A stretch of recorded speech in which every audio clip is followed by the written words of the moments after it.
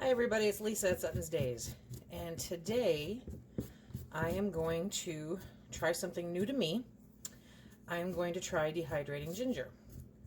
Now this was inspired by Darcy over at the Purposeful Pantry, my buddy Darcy. I'll put a link to her channel and her blog, because she didn't do a video on this, she did a blog post on it, and it intrigued me. I had been talking to Mandy over at More to Life about it. We were talking about stuff to stick in the dehydrator. And I've never done this before, so I thought it would be fun. Nice thing to add on to into our pantry, both possibly long and short term. So ginger root, you can get ginger root. I probably should have done a better job picking more solid pieces, but here they're $3.99 a pound. So this happened to come up to be a pound of ginger root, and then I put it in the refrigerator and forgot about it. But I'm on it today, and the really cool part about this is you can peel it, as you can see, with a spoon. So it doesn't get much easier than this. So let me get this all peeled up, and then I'll show you how I go about dehydrating it. This is one of those things that's really great to have in your pantry. Ginger just tastes good. You can use it for cooking. You can use it in teas. And as another video that I looked up, Sandra from Homesteading Ways, she said that it's an herb that heats you from the inside out. And I'm coming up on my cold season here. Yes, it's winter in Michigan, and it's always cold, but I really don't get cold to the bone until spring, when the temperature keeps fluctuating and acting all crazy, and that's when something like this would be really, really good. So let me get this all peeled, and then we'll be back. Okay, so I got these all peeled, and I rinsed them off, and now I'm going to try to cut these as uniformly as I can. You can use a mandolin, you can use whatever you want. I don't care for mandolins. I tend to take off parts of my finger. So I'm going to cut these as uniformly as I can so that they'll dry evenly. They don't take very long to dry compared to some things. Say 3 to 4 hours. Okay. And this is honestly probably the hardest part. Okay. There we go. But I can tell you it smells amazing. It smells so good that all of the scraps I took and I put into the pot that we have on our wood burner so that the smell could be put up in the air. Very excited about this. Now, a pound is not going to net you a whole bunch, but it will do well for my purposes here. Okay. You can also do them long. Like I said, I did not pick well. There, can you see that better? I did not pick very well for this project when I picked up the ginger root, but I will know better next time. It has a very citrusy aroma to it. These are going to be a little thicker, but it's my first time. You guys are coming along for my first time doing this. I was so inspired with what Darcy put up. She has a lot of really good information. She and Mandy are my dehydrating go-tos. They know more about dehydrating than I will probably ever know. I don't dehydrate a lot, but I really enjoy the idea of creating my own spices, my own herb mixtures. And this year, if you watched my seed haul, I'll put that link up above.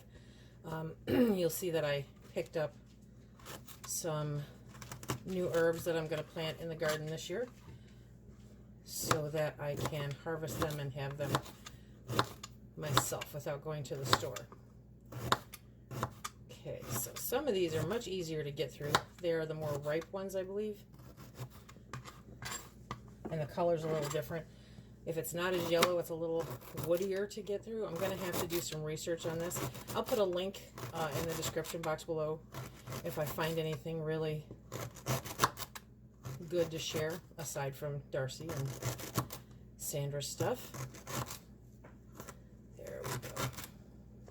And like I said, I am the coldest all year long when the weather is fluctuating, because then it gets me to the bone. Then I'm either too hot or too cold, and I can't seem to regulate my temperature very well. And having something like this that I could just sprinkle into some hot water to help heat me up with this great flavor is a wonderful and enticing idea to me.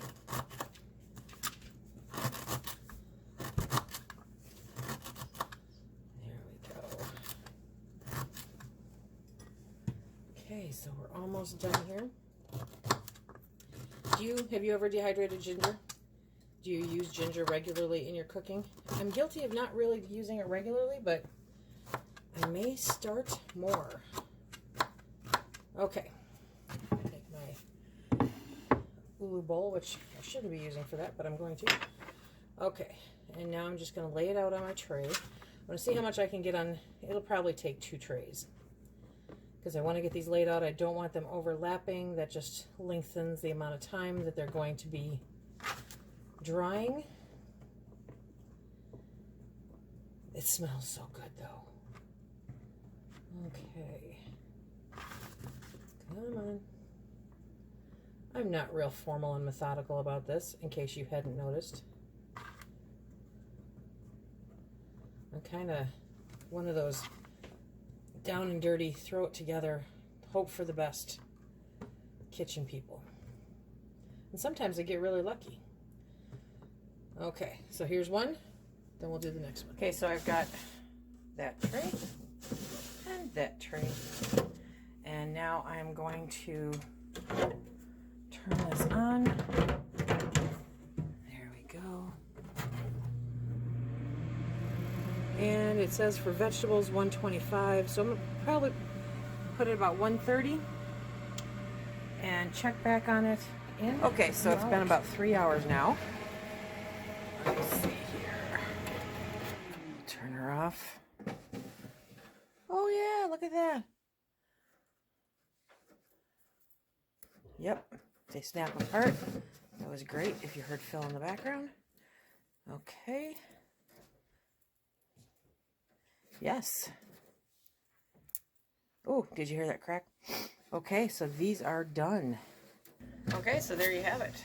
That is our dehydrated ginger. And it, let me see here.